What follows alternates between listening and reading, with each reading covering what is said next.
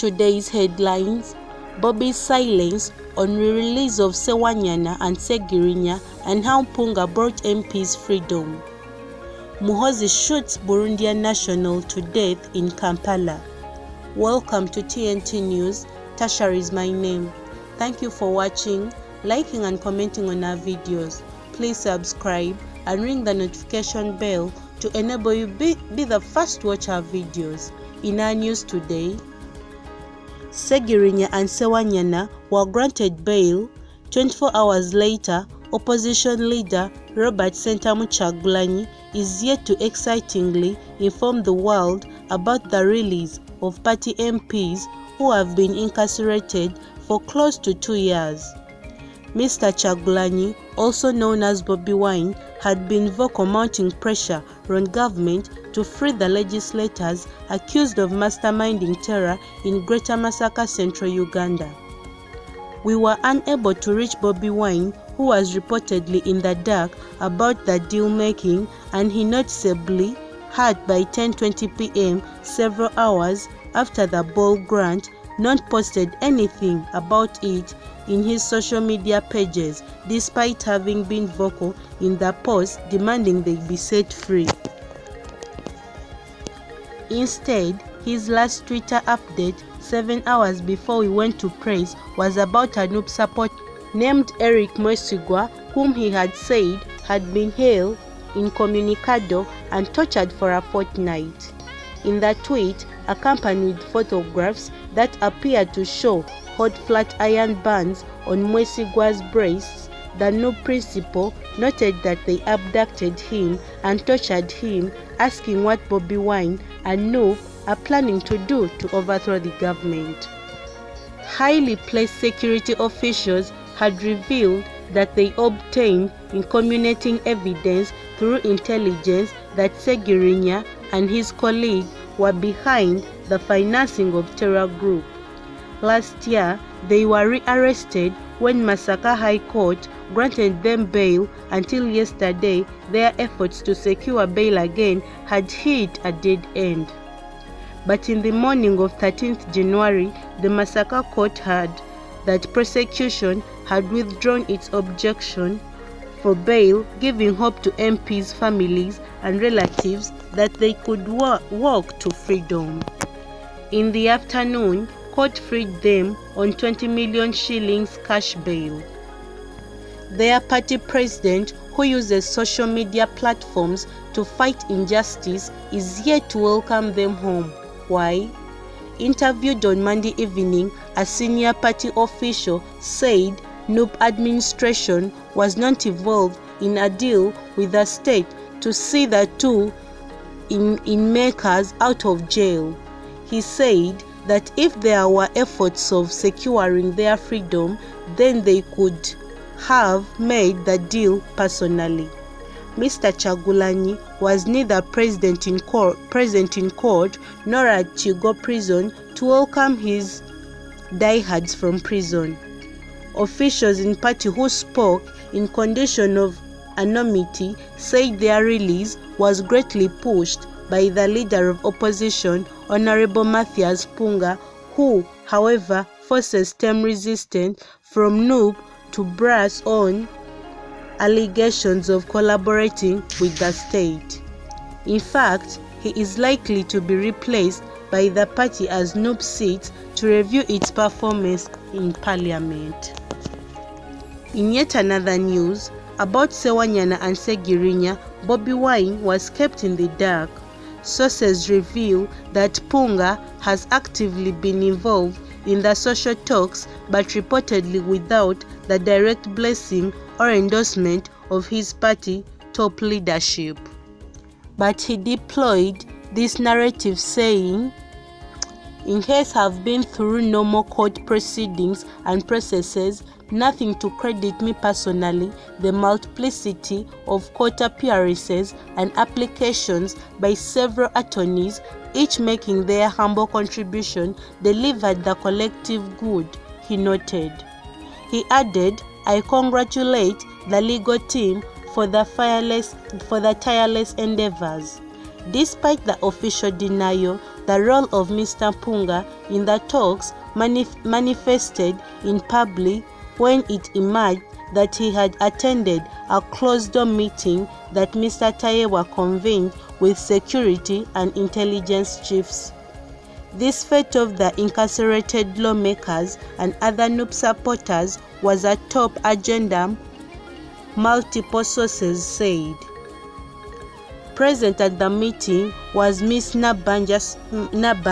Sources who attended have told this newspaper that the meeting exhorted state security actors to adhere to the rule of law in doing their work so as not to smirch the reputation of government. For instance, security officials were tasked to explain how civilians, in this case more than 24 supporters of NUP, were being court-martialed for spreading harmful propaganda when they are not members of the armed force or subject to military law unless found in possession of government stores. It was also observed that civilian leaders do not intend to interfere with the work of security, and Ugandans caught on the wrong side of the law should be made to account, but such actions should be based on incriminating evidence and conducted according to provisions of the Constitution and subsidiary law of the country. As a result, one source that attended the meeting and another briefed on the deliberations told this publication that it was agreed at the right time to have the military court discharge the NUP supporters so that they may be tried in civilian courts if there will be evidence. Both speakers Among and Deputy Speaker Tayewa were available to comment on the matter.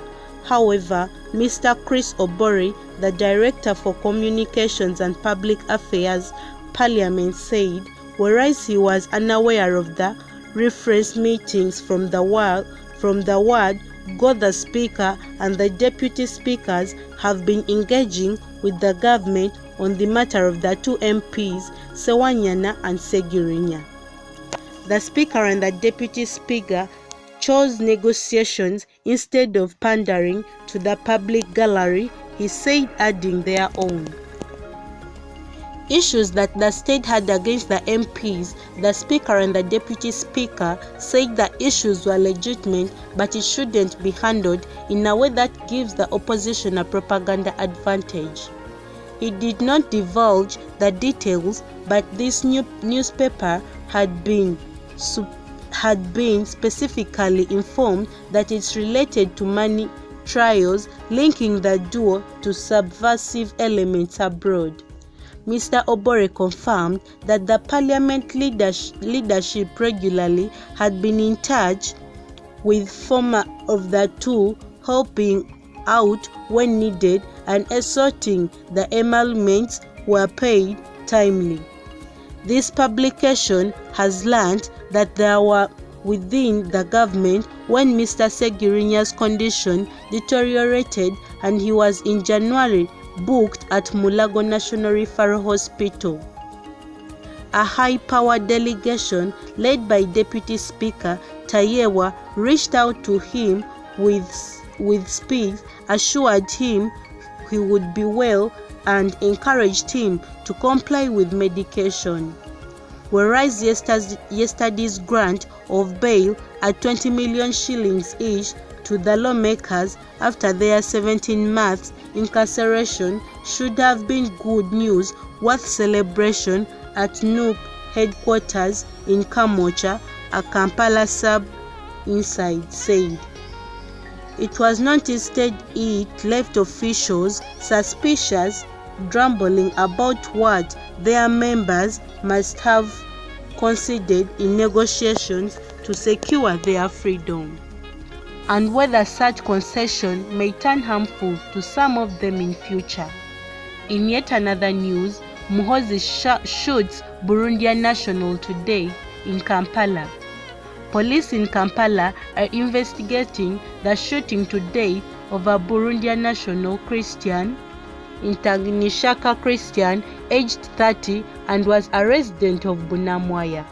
Intagishaka was in charge of parking at Rosa Market when he was shot by a security guard identified as Matthias Muhoozi of Blue Water Services, who had been newly deployed at the market. Luke Owoyesigire, the Deputy Kampala Metropolitan Police spokesperson, said the incident occurred yesterday night at Rosa Market, located in Muzana Zone, Kisenyi 1 Parish, Central Division, Kampala City. It is alleged that the deceased had a disagreement with the newly deployed security guard, who he attempted to access the premises to talk to his boss and was pushed away. This prompted Muhoozi to cock his gun, and a scuffle ensued after Christian attempted to grab the cocked gun, Owoyesigire said. According to police, a bystander intervened and managed to separate the two, but the deceased walked away in the opposite direction. However, Muhoozi shot Christian from behind, leading to his untimely death. Upon receiving the report, the police managed to respond at the scene, where they found Christian lying in a pool of blood.